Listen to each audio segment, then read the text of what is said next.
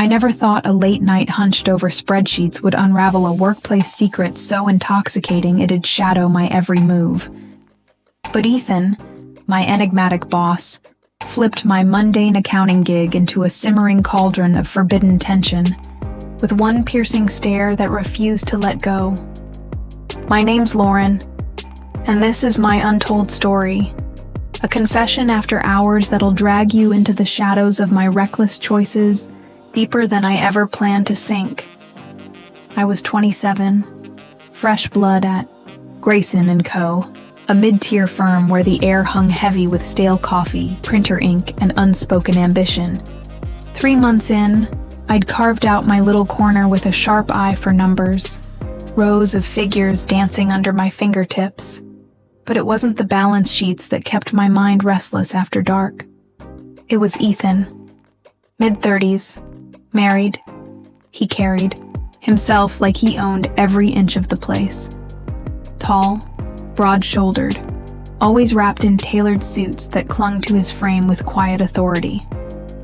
His dark hair bore faint streaks of gray at the temples, a testament to years of control, and those eyes, deep brown, edged with a hardness that could slice through steel, locked onto me whenever he drifted past my cramped cubicle. He'd hover over my desk to check my work, his jaw tightening as if wrestling some inner storm, his breath close enough to stir the loose strands of my hair.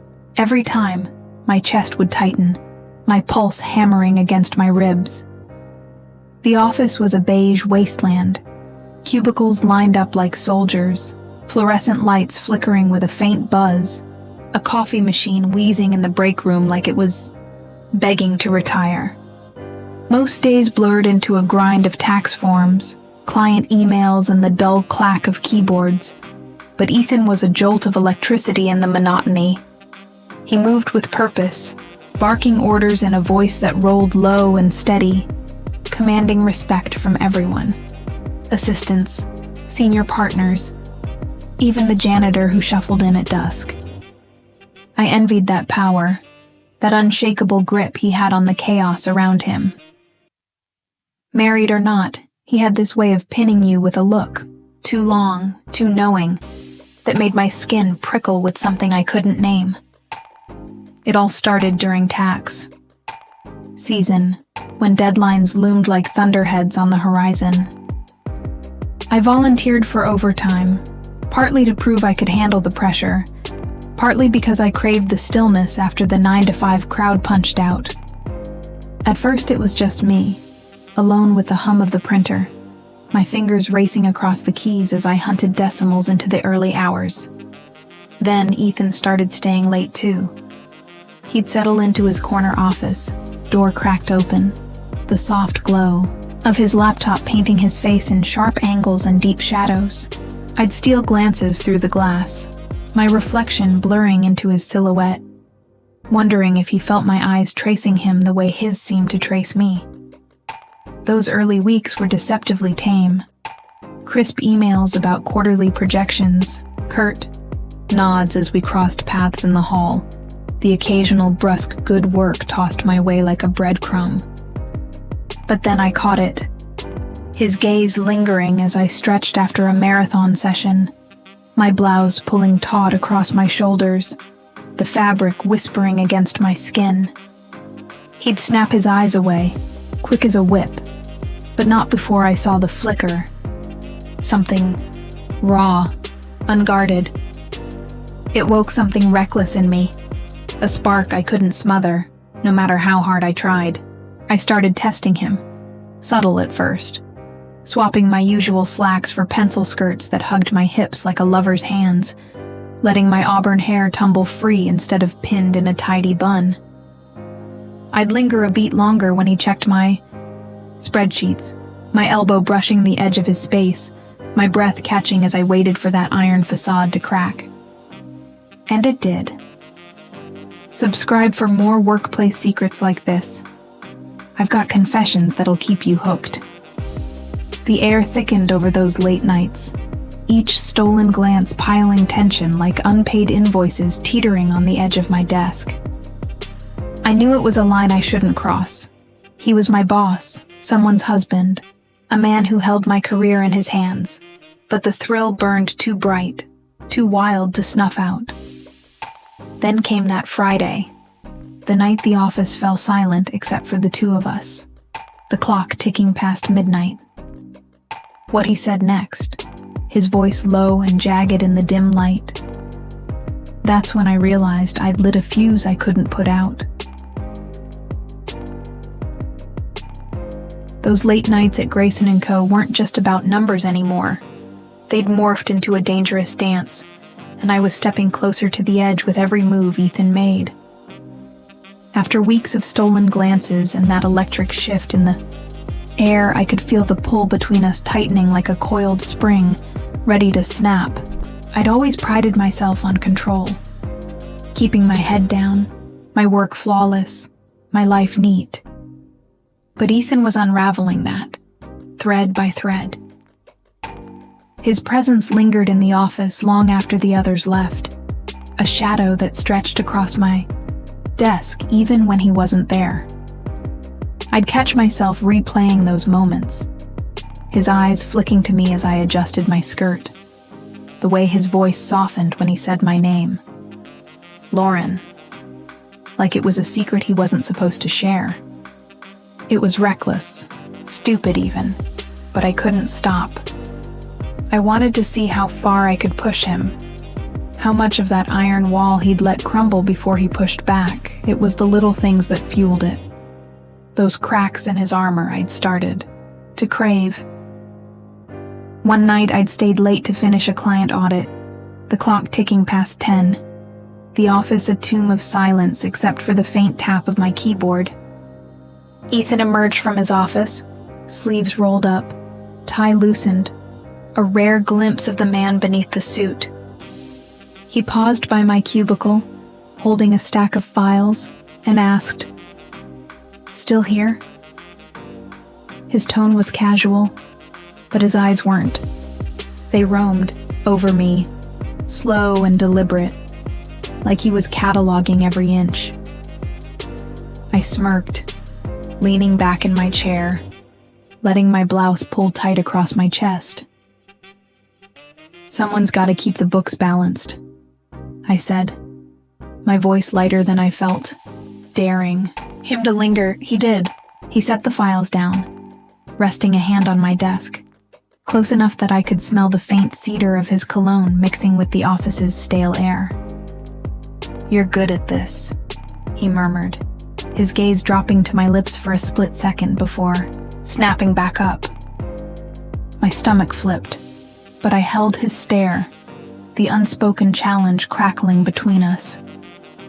The next few nights blurred into a rhythm, me staying late, him finding reasons to drift closer. He'd bring me coffee once, black and bitter, setting it wordlessly on my desk with a nod I couldn't read. Another time, he hovered as I explained a discrepancy in the ledger, his arm brushing mine as he pointed at the screen. The contact, so brief it might have been accidental. But it wasn't. I knew it in the way his breath hitched, the way he'd pull back fast, like he'd touched something hot. I started leaving my jacket off, letting the cool air tease my skin under thin blouses, watching his jaw tighten as he pretended not to notice. The office became our stage. Cubicles turned into shadows, the hum of the heater a low pulse. And every night, I'd push a little more. A brush of my fingers when I handed him a report. A laugh that lingered too long at his dry remark about tax codes. Each move was a pebble tossed into still water, ripples spreading wider, threatening to drown us both. Then came the night that shifted everything. A Thursday. Rain drumming against the windows, the office dim under half-dead lights. I was deep in a payroll report, numbers swimming in my vision, when Ethan called me to his office. "Lauren, need your eyes on this," he said, voice clipped, professional, but there was an edge I hadn't heard before. I walked in, heels clicking, on the tile, and found him at his desk, tie gone, shirt unbuttoned at the collar, a glass of water in hand instead of his usual coffee. The room felt smaller, claustrophobic, the rain outside muffling the world beyond those four walls. He slid a file across the desk, a messy client account I'd flagged weeks ago, and I leaned over to scan it, my hair brushing the edge of the page. He didn't move back. Instead, he stood, circling to my side, his shadow falling over me as he pointed at a line item. "This one's off," he said, his voice quieter now, closer, his breath grazing my ear. I turned my head just enough to meet his eyes, inches away, and saw something flicker. Hunger, maybe, or hesitation. My heart slammed against my ribs, every nerve screaming to close the gap. Then the phone rang, shattering the moment like glass. What he did next? That's when the real danger started. The phone's shrill ring sliced through the air in Ethan's office that rainy Thursday night, yanking us back from a moment that had teetered too close to the edge. But the tension didn't break. It coiled tighter, a live wire sparking between us. I'd spent weeks testing him, peeling back layers of his control with every skirt I wore, every glance I threw. And now, standing inches from him, I could feel the heat rolling off his frame, a storm brewing behind those dark eyes. The interrupted call, a client, probably, went unanswered as he let it ring out, his hand still hovering near the file we'd been dissecting, his fingers brushing the edge of the paper like he was fighting to anchor himself. I didn't move, either, rooted there by the desk, my hair still grazing the page, my breath shallow, as the rain hammered the windows harder, a relentless drumbeat that matched my racing pulse. This wasn't just a game anymore. It was a reckoning, and I wasn't sure who'd break first. He straightened, but didn't step back, his shadow swallowing the dim light as he towered over me. "You're making this harder than it needs to be," he said, his voice rougher than I'd ever heard it, each word laced with something heavy. Anger, maybe, or a warning I didn't want to heed. I tilted my head, meeting his stare, my lips, parting before I could stop them. "Maybe I like it hard," I shot back, reckless and low, the words slipping out like a dare I couldn't take back. His jaw clenched so tight I swore I heard it click, and for a heartbeat, I thought he'd turn away, retreat to that safe wall of professionalism he'd built so high. But he didn't. His hand slid from the file to the desk, knuckles whitening, as he gripped the edge, close enough that his sleeve brushed my wrist, a graze so light it burned. The air thickened, heavy with the scent of rain and that faint cedar cologne clinging to him. And I could feel my own control slipping, a thread fraying under his gaze. The office felt like it was shrinking, walls pressing in as the storm outside raged on, lightning flashing through the blinds in jagged streaks that lit his face, sharp cheekbones, a flicker of strain in his brow. He shifted closer, deliberate now, his other hand lifting as if to reach for me, then stopping mid-air, hovering near my shoulder. "You don't know what you're starting," he murmured, so low it was almost lost in the thunder. But I caught every syllable, each one a match struck against my nerves. I leaned in, just a fraction, enough to feel the heat of his breath on my cheek, enough to smell the bitter edge of that coffee he hadn't touched tonight.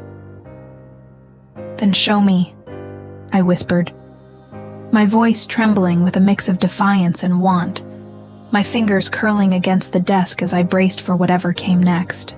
His eyes darkened, pupils swallowing the brown, and I saw it. The crack I'd been chasing. The moment his restraint buckled under the weight of us.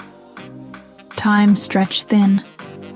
seconds bleeding into each other as we stood there, locked in that unspoken standoff, the world beyond the office fading to a dull roar. The phone rang again, a distant echo I barely registered, and this time, he didn't flinch. Just let it drone on, his focus pinned to me like I was the only thing left in the room. His hand, the one hovering, finally moved, brushing my hair back from my shoulder, a touch so soft it felt like a lie against the roughness in his voice. My skin ignited where his fingers grazed, a shiver racing down my spine, and I tilted, my chin up, daring him to close the gap, to cross that line we'd both circled for weeks.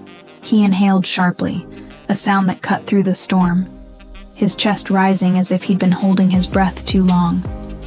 The rain pounded harder, the lights flickered, and I could feel it. The tipping point, the moment where hesitation would either save us or damn us. Then he leaned in, his lips a whisper from mine, and everything stopped. What happened next? That's when the office turned into something I couldn't escape. The rain lashed the windows that Thursday night as Ethan's lips hovered a whisper from mine, and in that frozen second, the office turned into a cage I couldn't, or wouldn't, escape. Weeks of forbidden tension had built to this, a cliff I'd pushed us both toward, and now, with his breath hot against my skin, I felt the world tilt. His hand, the one that had brushed my hair, slid down to my shoulder, fingers pressing firm yet trembling, like he was still fighting the pull even as he gave in. My heart thundered, drowning out the storm, and I leaned into him, closing the gap, my lips grazing his in a fleeting electric touch. Soft, tentative, but loaded with everything we'd held back. He froze, a sharp inhale cutting the silence, and for a heartbeat, I thought he'd pull away, that his iron will would snap us back to reality. But then he moved, his other hand finding my waist, pulling me against him with a force that stole my breath. The kiss deepened, slow and hungry, his restraint shattering as his lips claimed mine, tasting of coffee and rain and a desperation I hadn't expected. My fingers curled into his shirt, the fabric crumpling under my grip, and the office, desk, files, flickering lights, melted into nothing but us. It wasn't wild or frantic. It was deliberate, a reckoning in slow motion. His hand slid up my back, tracing the curve of my spine through my blouse, every touch igniting sparks that raced under my skin. I pressed closer, the edge of the desk digging into my hip. The file we'd been poring over crumpling beneath me as I tilted my head, letting him take more. The storm outside roared, lightning flashing white through the blinds, illuminating the lines of his face. Sharp jaw, furrowed brow, eyes half closed with something raw and unguarded. His breath hitched against my mouth, a low sound rumbling in his throat, and I felt it. The weight of weeks, maybe months, of watching, wanting, denying, all crashing down in that single stolen moment. Then the lights flickered again. A stutter, that broke the spell, and he pulled back, just enough to rest his forehead against mine, his chest heaving like he'd run a mile. "This can't happen," he rasped, voice jagged, but his hands didn't let go, still clutching me as if I'd slip away. The air hung heavy, thick with the echo of what we'd done, the rain slowing to a steady patter outside. I stepped back. First, my legs unsteady, smoothing my skirt with shaking hands as I tried to pull myself together. Ethan straightened, running a hand through his hair, the gray streaks catching the dim light as he turned to the window, staring out like he could erase it all in the glass. "We're done here tonight," he said, flat and final. But the way his voice broke on tonight told me this wasn't over. Not for him, not for me. I grabbed my bag, the crumpled file still splayed on the desk, a silent witness to the line we'd crossed. The office felt different as I walked out, smaller, charged, like it had swallowed a secret it wouldn't let go. I didn't look back, but I felt his eyes on me, heavy and unyielding, all the way to the door. That night left a mark, a confession after hours I couldn't unmake, a forbidden tension that lingered in every corner of Grayson & Co. Ethan stayed, late the next week, but he kept his door shut, his shadow a faint outline through frosted glass. I kept pushing numbers, wearing those skirts, waiting for the next crack. But it didn't come. Not yet. The thrill hadn't faded, though. It simmered, a quiet ache I carried under my skin. What would you do if you'd tasted that edge? Run from it or chase it again? Comment below. I need to know. This isn't the end of my workplace secrets. Subscribe, and like for more untold stories that'll keep you hooked. But that Friday, that's when I learned some lines. Once crossed, draw you back no matter how hard you fight.